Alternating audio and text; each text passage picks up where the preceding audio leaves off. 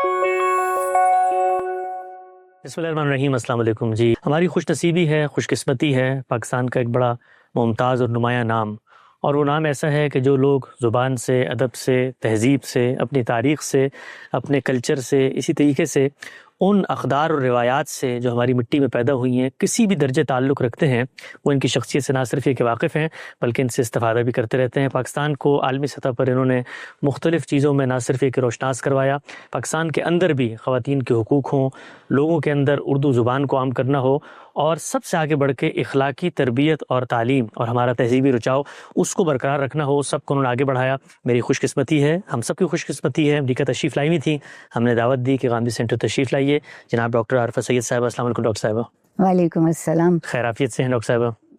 آپ کے تعارف سے پہلے تو بالکل خیریت و عافیت سے تھی، لیکن آپ نے بہت فیاضی کی ہے، بہت شکریہ۔ آپ کی عنایت ڈاکٹر صاحبہ، ہم سب لوگ بہت آپ سے استفادہ کرتے ہیں، اور بالخصوص آج کے زمانے میں جب یہ افراتفری کا ماحول ہے لوگوں کے ہاں، وہ بنیادی چیزیں کہ جن پر بات ہونی چاہیے، ہم یہ دیکھتے ہیں کہ پاکستانی میڈیا پہ بھی آپ ہی کی آواز سامنے آتی ہے۔ سب سے پہلے مجھے بتائیے گا کہ یہ ہم لوگوں سے کب تعارف ہوا آپ کا؟ غامدی صاحب کو آپ جانتی، جو کہ وہ لاہور میں رہے اور آپ کا بھی اٹھنا بیٹھنا لاہور میں رہا پوری زندگی، تو غامدی صاحب سے تعارف کب ہوا؟ کیا سوچتی ہیں ان کے بارے میں؟ کیا تاثرات ہیں؟ غامدی صاحب سے تعارف تو اگر سوچئے تو ایک خفیف سا تعارف، جب وہ گورنمنٹ کالج میں پڑھ رہے تھے۔ اچھا۔ وہ ایک صاحب علم اور صاحب حلم اور صاحب ذوق شخص ہے، تو پتہ یہ چلا کہ انگریزی پڑھتے ہیں اور فلسفے پہ بات کرتے ہیں۔ اچھا۔ تو دل خوش ہو گیا کہ ادب اور فلسفے پہ جب کوئی شخص بات کرتا ہے تو وہ اس بات کی دلالت کرتا ہے کہ وہ زندگی کو محبت سے سمجھ کے جینا چاہتا۔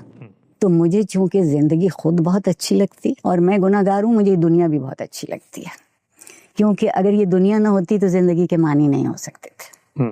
تو اس وجہ سے ان سے واقفیت ہوئی اور آہستہ آہستہ بڑھتی گئی۔ خوش نصیبی یہ ہے کہ جب میں نیشنل کمیشن کی چیئرپرسن ہو کے اسلام آباد گئی تو وہاں وہ اس وقت اسلامک آئیڈیالوجی کاؤنسل کے ممبر تھے۔ آپ مت پوچھئے کہ دل کی ساری آرزو اور ذہن کے سارے سوالوں کی کیسے آبیاری ہوئی۔ میں ان کی اس طرح سے ممنون ہوں کہ آپ کو بتا نہیں سکتی، بہت سکھایا۔ اور دوسری سب سے اچھی بات جو لگی وہ یہ تھی کہ وہ کوئی بات ایسی نہیں کرتے جو دلیل، منطق اور عقل کی سمجھ میں نہ آئے۔ ہمارے عام طور پر یہ سمجھا گیا ہے کہ جب کبھی آپ اچھے فلسفے کی بات کریں، دین کی بات کریں، دین کے اندر جو مختلف مذاہب ہیں ان کی بات کریں یا اصول کی بات کریں، تو آپ کی طبیعت میں کھردرا پن، سختی ضرور ہونا چاہیے۔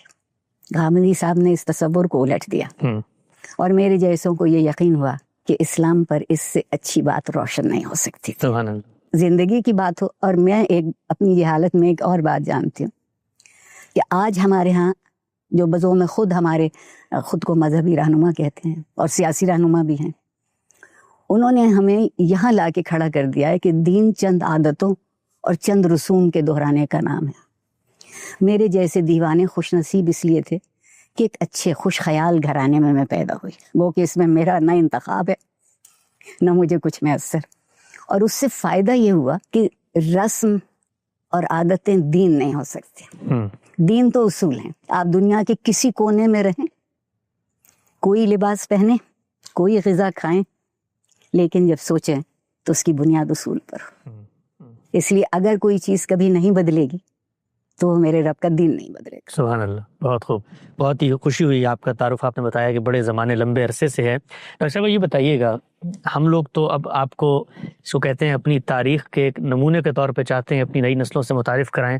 ہمارا پاکستان جو ہے، آپ نے تو اس کو بنتے دیکھا اور اس کے بعد اس کے اندر جو جو تغیر اور سماجی تبدیلیاں آئیں اس پر بھی آپ کی بڑی گہری نظر ہے۔ ہم لوگ جو 90 کی دہائی میں انہوں نے شعور کی آنکھ کھولی، وہ پیچھے پلٹ کے دیکھتے ہیں تو ہمارا ملک بڑا تبدیل ہوا ہوا ہمیں نظر آتا ہے۔ یعنی پہلے کچھ بھی تھا، کچھ نہ کچھ اقدار تھیں، کچھ نہ کچھ جس کو آپ کہتے ہیں اخلاقی بھلے دکھانے کے لیے ہوتا تھا، لیکن ہمیں نظر آتا تھا کہ گھر پہ مہمان آ گیا ہے تو امی کے کپڑوں کے نیچے جو بھی پیسے ہیں وہ بچے کو بھیج کے اس کی مہمان نوازی کریں گی، چائے بنے گی، گپ شپ ہوگی، ایک محبت، تحاد و تباہ، مل جل کے بیٹھنے کی ایک رسم نظر آتی تھی۔ اب ہم جاتے ہیں پاکستان، ہر کوئی جیب اور جبیں ایک طریقے کی جس کو آپ کہتے ہیں بلغوی مزاج، رد عمل، آپا دھاپی، افراتفری، سماجی سطح پر آپ محسوس کرتی ہیں کہ یہ ہمارا ملک بہت بڑا تبدیل ہوا؟ بہت زیادہ۔ اگر آپ جاہل آدمی کی ایک بڑی خوبی ہے کہ اسے کچھ معلوم ہو یا نہ ہو، بولتا ضرور ہے۔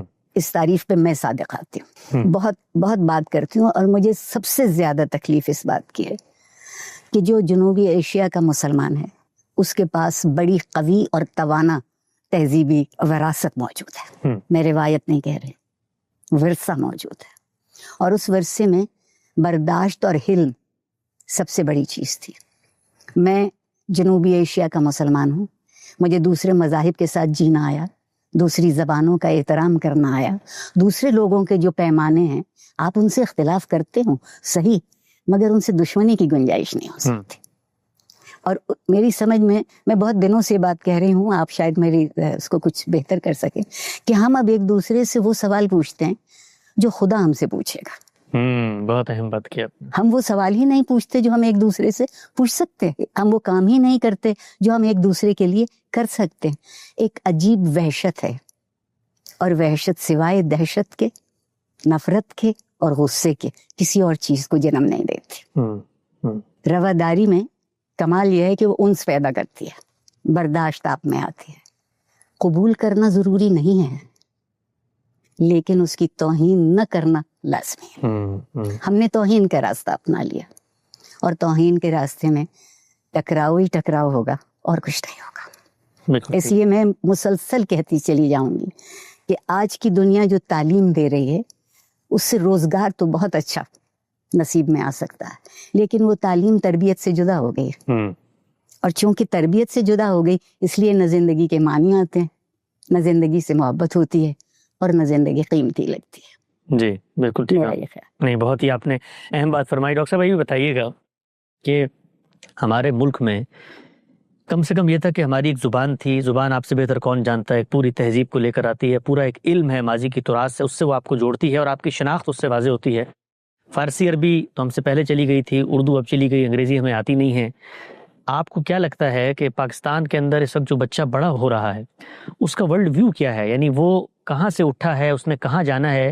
یہ زبان سے جو دوری پیدا ہوئی، اور ذرا یہ بھی بتائیے گا کہ دوری پیدا ہوئی کیونکہ لوگ اس کو بھی عام طور پہ اتنا تسلیم کرتے ہیں، اردو تو ہم بول ہی رہے ہیں، تو اس زبان سے دوری نے ہمیں کہاں لا کے کھڑا کر دی؟ دیکھیے، زبان سے دوری کی آپ نے بہت اچھی بات کی۔ میں ہمیشہ ایک جملہ کہتی ہوں، آپ کے لیے بھی دہراؤں گی، کہ خیال کا وطن زبان ہوتی ہے۔ سبحان اللہ، کیا بات۔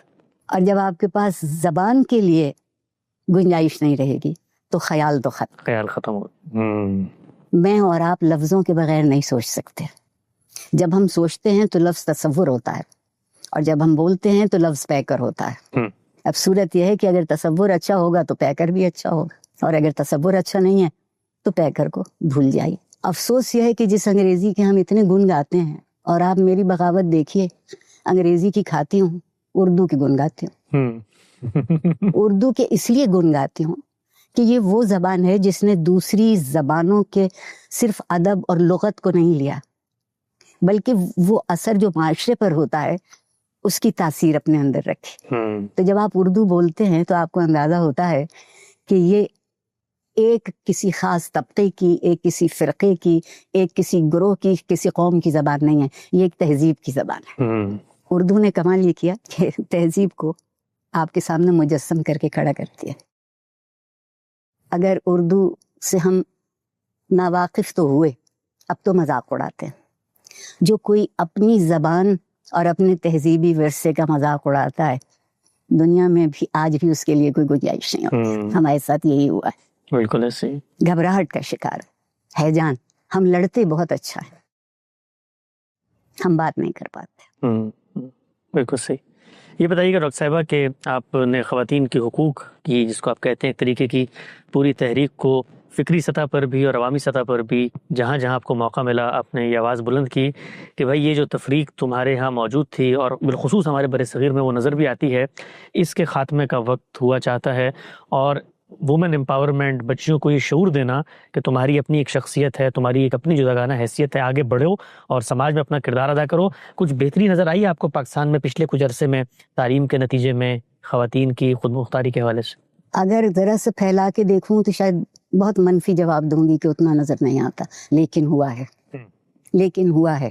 اور ہوا اس وجہ سے ہے کہ جو مواقع انسانی حقوق کے لیے لڑ لڑ کے پیدا کیے گئے، اس میں بیٹیوں کے ماں باپ کی ذہنی سطح میں تبدیلی آئی، پھر وہ ان تک پہنچی، اور تبھی ہو بھی سکتا تھا. اگر کوئی معاشرہ کسی قدر کا ساتھ نہیں دیتا تو وہ پھل پھول نہیں سکتی.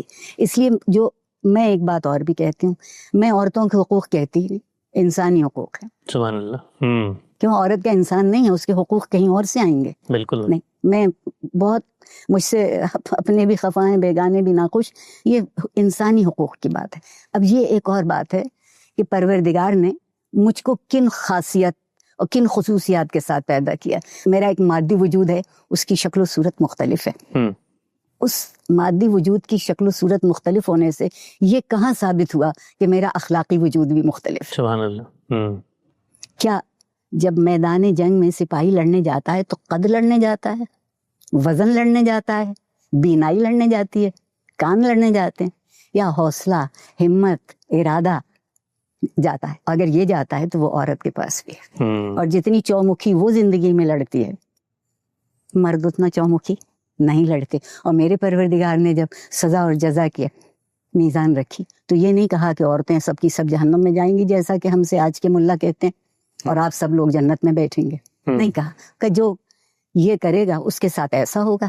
یہ انمتا علیہم کا راستہ ہے اور یہ مغضوب علیہم کا راستہ. چننا تمہیں جو چاہو چن لو. سبحان اللہ. بہت خوب. آخری سوال ڈاکٹر صاحب آپ کی خدمت میں, یہ بتائیے گا کیا پیغام دیں گی ہمارے ہاں کے نوجوان بچوں کو؟ اس وقت آپ جانتی ہیں کہ یہ پوری دنیا میں ٹیکنالوجی کا چکا چوند, ایک طریقے کے جس کو آپ کہتے ہیں آگے بڑھنے کا جذبہ, کیریئر اورینٹیشن, یونیورسٹیاں, ڈگریاں, تعلیم, نوکریاں, اور جو ہمارا اوور آل اسٹرکچر بن چکا ہے اور زمانے کی جو حرکیات ہیں اس میں ظاہری بات ہے معاش کے بغیر اب جی بھی نہیں سکتے. تو ایک دوڑ نظر آتی ہے ہمیں ہر طرف کہ جی آپ نے جانا ہے اسکول, پھر وہاں پہ تعلیم کے بوجھ اٹھا کے یونیورسٹیاں, ڈگریاں, اور پھر اس کے بعد جا کے دنیا کے اس نظم اور کارخانے کو چلانا ہے اور اپنے بھی سامان کا بندوبست کرنا ہے. کیا بتائیں گی اس نوجوان کو کہ زندگی کیا ہے, اس کی حقیقتیں کیا ہیں, اور یہ سب کچھ تو تم کر ہی رہے ہو, اس کے علاوہ کیا کام کرنا ہے کہ یہ کرنے کے بعد تمہاری جو منتہا ہے, تمہارا جو امتیاز ہے بطور شرف انسانیت کے, اس تک تم پہنچ سکتے ہو؟ افسوس کہ یہ کام ہمارے یہاں جب میں پل بڑھ رہی تھی قبل از مسیح میں تو تربیت تعلیم کا لازمی جز تھی. خالی تعلیم کو کوئی کچھ نہیں جانتا تھا جب تک کہ وہ تعلیم تربیت سے وابستہ ہو کے, پیوستہ ہو کے, بلکہ پاک ہو کے آپ کے اندر نہ پہنچے. وہ آپ کے اندر قدریں رکھی جاتی تھیں. آج آپ دیکھیے کہ معافی چاہتی ہوں کہ ہمارے ہاں نوجوانوں کو ہیجان میں مبتلا کرنا سکھا دیا گیا ہے. بات کا جواب نہیں آتا تو آواز اونچی کر لو, مسئلہ حل نہیں کر سکتے جلوس نکال لو, کسی سے خفا ہو تو گالیاں دینا شروع کر دو. تو جو تہذیب کے عناصر ہیں وہ ہمارے بڑوں نے ہم سے, ہمارے نوجوانوں سے علیحدہ کی ہے. میں ان سے صرف ایک بات یہ کہتی ہوں کہ اگر اس مرحلے تک پہنچے ہو کہ خون گرم ہے, احساس شفاف ہے, دل اپنا صحیح جگہ پہ دھڑکتا ہے, تو بجائے اس طرح کے ایک اندھی تقلید میں گزارو. مجھے اسلام اچھا اس لیے بہت لگتا ہے کہ اس میں اندھی تقلید کی گنجائش ہی, ہر کوئی اسے اتنا سمجھ لے جتنا اس کی سمجھ میں آتا ہے. اگر وہ اتنا بھی سمجھ لے گا, میں آج کے نوجوان سے یہ کہتی ہوں زندگی انعام ہے, سزا نہیں ہے. بہت سے لوگ زندگی کو سزا مانتے ہیں, میں زندگی کو انعام مانتی ہوں. کیا میری اوقات ہے اور مجھے زندہ رہنے کا موقع دیا جائے. میں بڑی ہی عاجزی مگر بڑے اعتماد سے کہوں گی کہ میں پاکستان کی پہلی نسل ہوں, اور میں نے خوش پاکستان دیکھا, روادار پاکستان دیکھا, برداشت والا پاکستان دیکھا. اور آج ہم نے یہ مٹا کے یہ سوچا ہے کہ ہم طاقتور ہو گئے. اگر طاقت صرف جسمانی طور پر زیر کرنے کا نام ہے, مادی طور پر پامال کرنے کا نام ہے, تو صرف پہلوانوں کی حکومت ہونی چاہیے. لیکن اگر زندگی عقل سے, احساس سے اور ایک مہذب رویوں سے, تہذیب کسی مشکل چیز کا نام نہیں ہے, تہذیب انتخاب کا نام ہے. قوت تمیز جو پروردگار نے ہم سے وعدہ کر لیا کہ ہم نے تمہیں دی ہے کہ تم امتیاز کر سکو, تو یہ میرے نوجوانوں کے لیے ناممکن نہیں ہے. اور ایک بات, پروفیسر کرار حسین صاحب کا آپ نے نام سنا ہو, ان کی ایک بات مجھے یاد آتی ہے کہ شخصیت پرست معاشرے بت پرست معاشرے ہوتے ہیں. سبحان اللہ. بس آپ بت پرستی سے بچ جائیے. بہت خوب ڈاکٹر صاحبہ, بہت ہی خوشی, مسرت اور تہنیت کا موقع ہے, آپ سے ہم کلام ہونے کا موقع ملا. آپ نے تشریف لائیں, ہماری نیک تمنائیں, دعائیں آپ کے ساتھ ہیں. اللہ تعالیٰ آپ کو آپ کے مشن میں کامیاب کرے. آپ تو آپ کا بہت شکریہ. آپ کا بھی ہے شکریہ, آپ نے مجھے بہت اعزاز دی. میرے لیے تو یہ ایک جس کو کہنا چاہیے ایسا لمحہ ہے جو ٹھہر گیا ہے. بہت